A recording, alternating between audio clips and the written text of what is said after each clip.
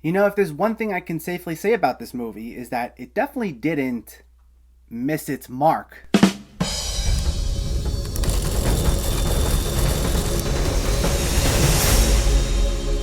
How's it going, everyone? Welcome back to my channel. Today we're talking about a brand new theatrical release, and I believe the first film to hit theaters only this year, The Marksman. Let me know in the comments before we begin what your thoughts on this movie were, if you already saw it, if you were excited for it, if you weren't planning on seeing it, if you enjoyed these Liam Neeson action movies.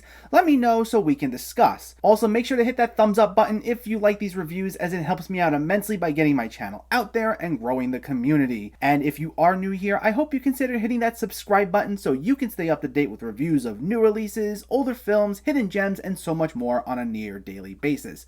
But let's not waste any more time and let's talk about The Marksman. Liam Neeson stars as Jim Hanson, a rancher on the Arizona border who becomes the unlikely defender of a young Mexican boy desperately fleeing the cartel assassins who've pursued him into the US. So this is yet another movie where an older Liam Neeson goes into badass mode, going up against a large group of antagonists and taking people out with ease. And it's directed by Robert Lorenz, who's known for his many collaborations with Clint Eastwood, producing most of his films in the 2000s, while also directing Eastwood himself in The Trouble with the Curve. And in a way, it's kind of fitting, as I got a little bit of the Mule vibes from watching this, even though the plots are very different. It's just that they cover the same very general topic of an older action star fighting against the cartel, but The Mule was definitely more of a straightforward crime drama, while this is a straight-up action movie. What I will say is, similar to Neeson's last action movie, Honest Thief, your enjoyment of this is going to mostly depend on how much you already like all these other films in the vein of Taken, which at this point are their own little subgenre. I mean, I know they're all different in plots, but in a way,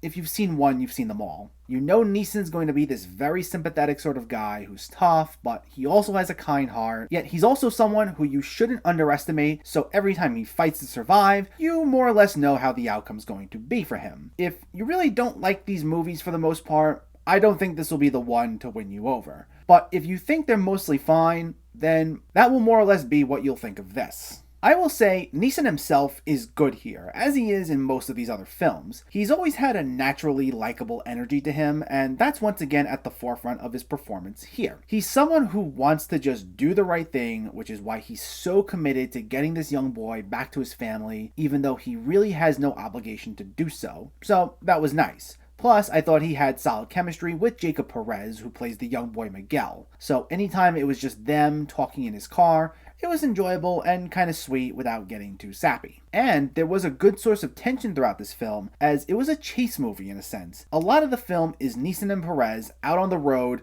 making various quick stops along the way, but they weren't speeding at like 100 miles an hour down the highway. They just had this sense of urgency that they need to keep moving, knowing the cartel probably wasn't far behind. Which turns out to be exactly the case, as we cut back and forth to them and the cartel members who were onto them and were driving down the same path as them, usually hitting the same stops as they did just a few hours or so too late. And you were left in suspense as to if and when they'd catch up to them. And whenever there was an action scene, it was well done, though because of the structure, not as many of them involve Neeson himself, which makes sense as the man's nearing 70, as wild as that is to say, and he actually just said in a recent interview how he only has a few more of these left in him. But not that he didn't take part in the action altogether. There are still a fair amount of times we do see him in action, it's just not as many as you'd see in, say, Taken, or even Honest Thief from last year. But about half of these action scenes would just be the cartel members leaving destruction in their wake whenever they reach a place that Neeson himself was just at a scene or two prior. And as I said, the fights themselves were solid. The only thing I'd say here is just that these are some of your basic, run-of-the-mill, generic villains. There are a couple of lines thrown in there about how they were robbed or something to that effect and they want this revenge, but that's about the full extent of their personalities. We'll see them standing around, looking menacing, smashing stuff, threatening people, all the usual points, and that's about the most we get out of them. It's a film that doesn't really do anything too egregious. Like, there's nothing I can say that it did particularly wrong or terrible. Maybe the only other complaint I really had with it was that there's a small subplot involving Neeson repeatedly calling an old friend of his, played by Catherine Winnick, but it goes absolutely nowhere. Though beyond that, it didn't do anything that I found to be flat out bad. It's just, it doesn't do anything too special either, outside of the change in scenery, to really distinguish itself too much from a lot of Neeson's other action movies. But as I said, if you like those movies to begin with, it's not necessarily a bad thing. The one thing I will give it a lot of credit for, though, is it maintains a very consistent tone, and that's something that can easily get lost in a movie like this, so I appreciate that.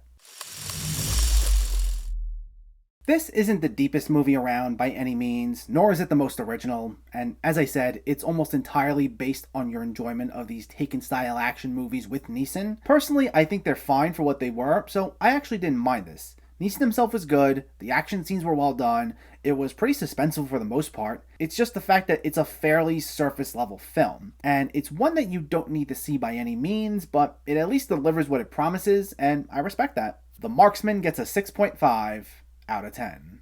So let me know, did you see The Marksman, or are you planning to see it, and what were your thoughts? Did you find it fun? Are you a fan of these Liam Neeson action movies? Do you have a particular favorite? Let me know in the comments below so we can discuss. Also, if you enjoyed this video, please like it and share it, and for more movie reviews and film discussion, please make sure to hit that subscribe button to stay updated. Thanks for watching, everyone, and I'll catch you next time.